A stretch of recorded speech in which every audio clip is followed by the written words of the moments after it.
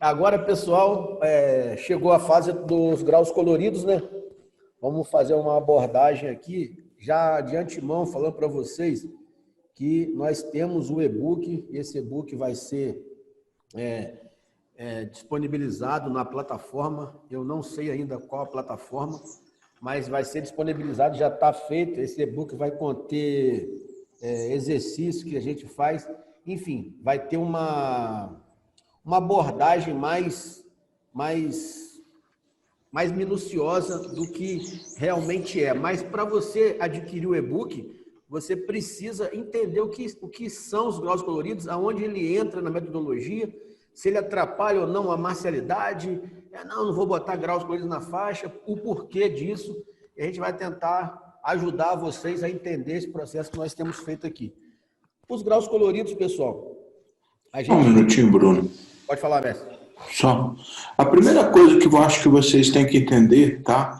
Antes do Bruno começar, porque ele tem certeza da explicação, primeira coisa, graus coloridos, como qualquer grau, não é comércio. Pensem nisso. Tirem qualquer folclore da cabeça de vocês. Não é comércio. Grau colorido ou outro grau qualquer, da mesma forma que uma faixa, é forma de trabalho, didática de ensino.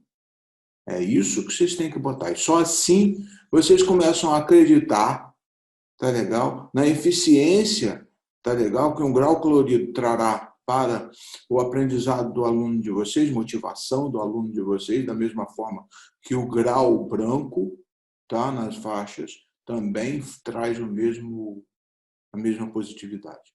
Desculpa aí, Bruno.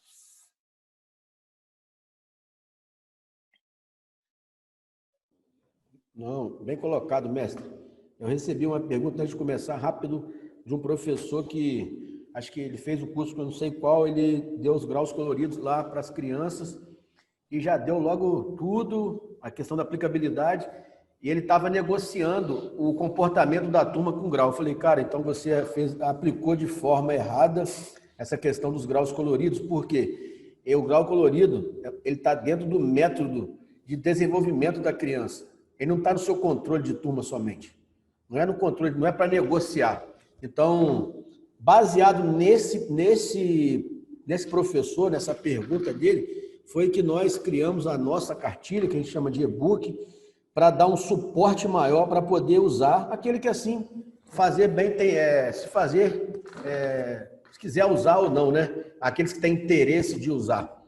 Vamos lá, pessoal. O grau colorido são 4 graus que nós usamos, são 4 valores, tá? O vermelho indica a atenção, o amarelo indica a disciplina, o azul indica o respeito e o verde indica a frequência. Só quero destacar uma coisa aqui, antes de passar para o próximo slide.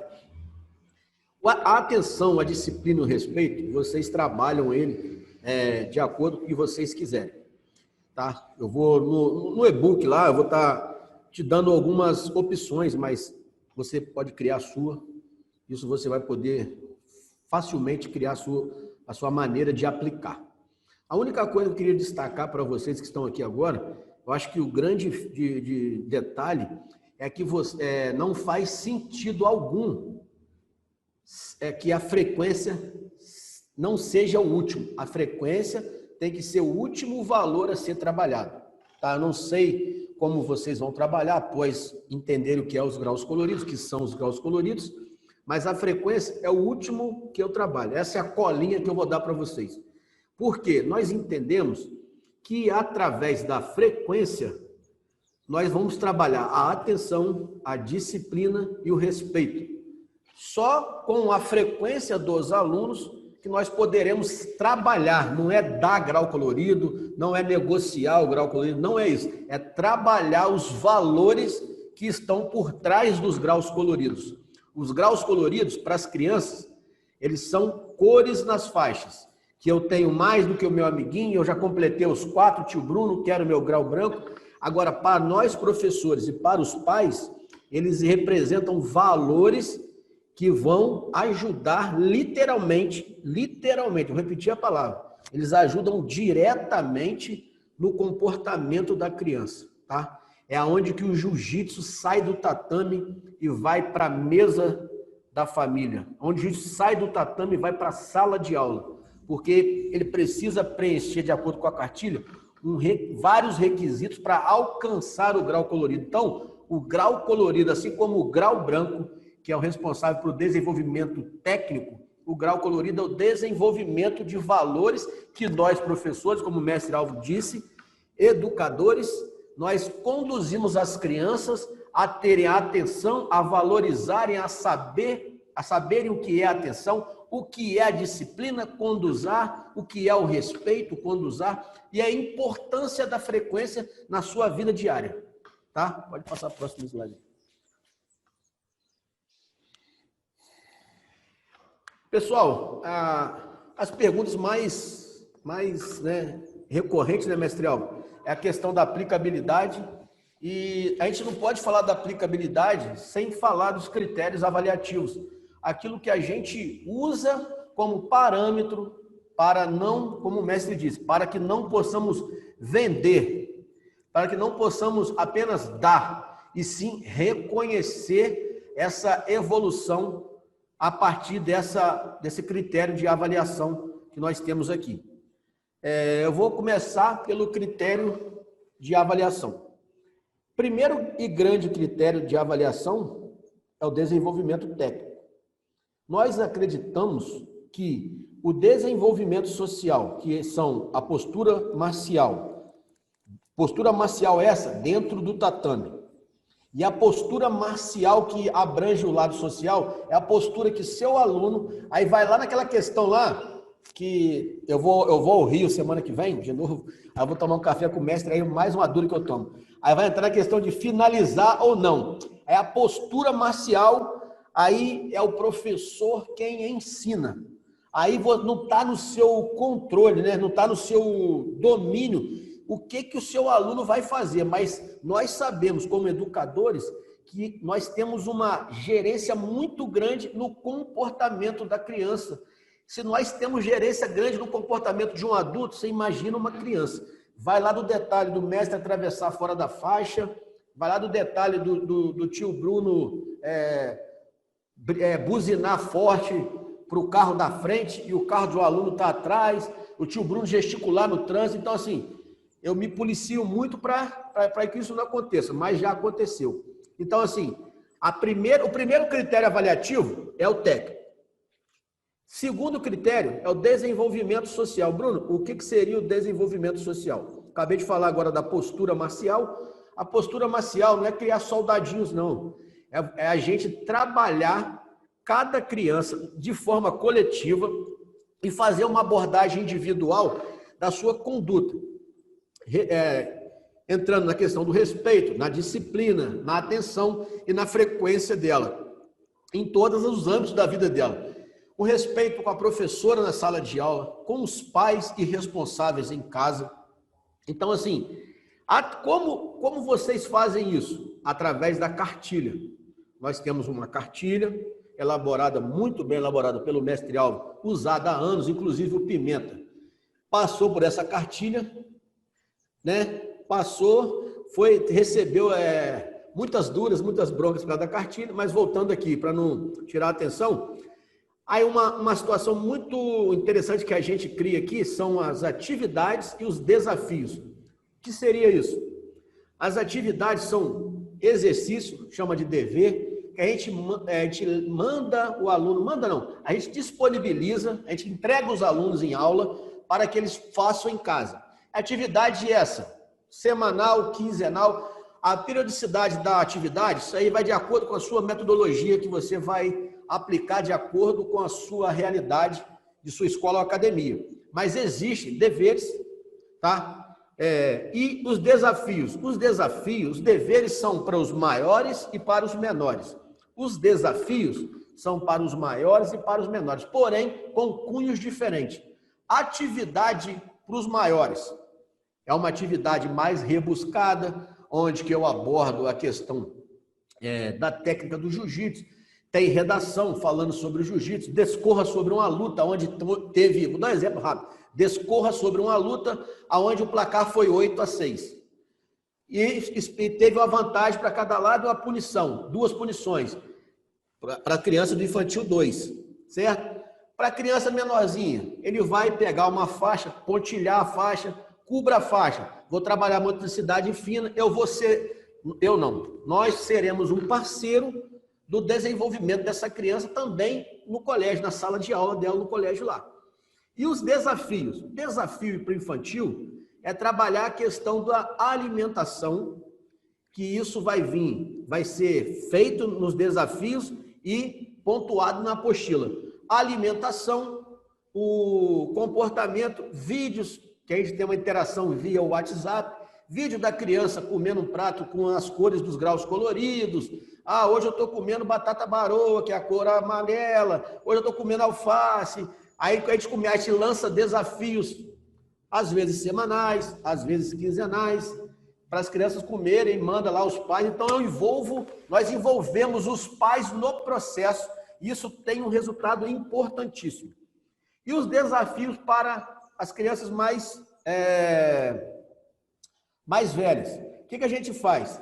A gente faz um link com lutas, as crianças vão ver lutas, ou alguma entrevista, tem uma entrevista até que o mestre Álvaro cedeu para o Carlão Barreto. Já foi tema de desafio aqui, onde o mestre Álvaro conta um pouco da história, a gente vê a entrevista e a gente aborda. Eles fazem, a gente tira 3 perguntas da entrevista, cria a nossa interpretação e dão para eles.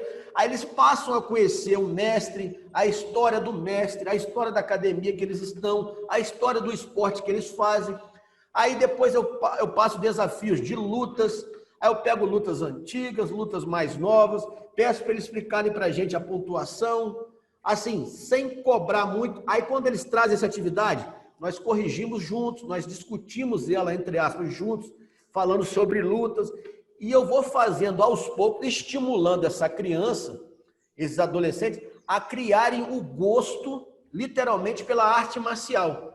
A deixar o virtual, a usar o virtual para ver o jiu-jitsu, para entender o jiu-jitsu na sua essência. Aí vai fazer sentido para eles a marcialidade, por que eu falo os, por que eu chamo o mestre de mestre, por que eu chamo o Bruno de professor, por que o Bruno, o Álvaro é mestre do Bruno. Eles vão fazendo essas cognições, os mais velhos. Então, a gente chama de desafio. Quando você usa a palavra desafio para a criança, gera mais engajamento no processo.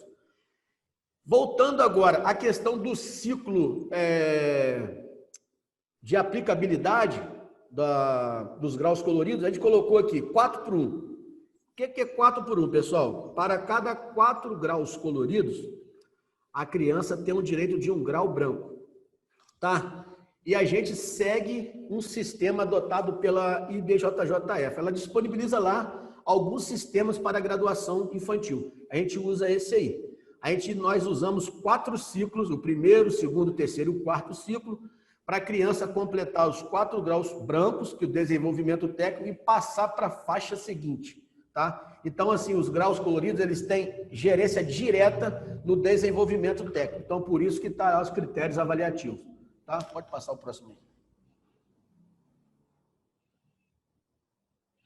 O nosso sistema de graduação, vou deixar que o mestre Álvaro aborde, é um sistema que nós adotamos, tem uma particularidade nele, mas o sistema é baseado na IBJJF.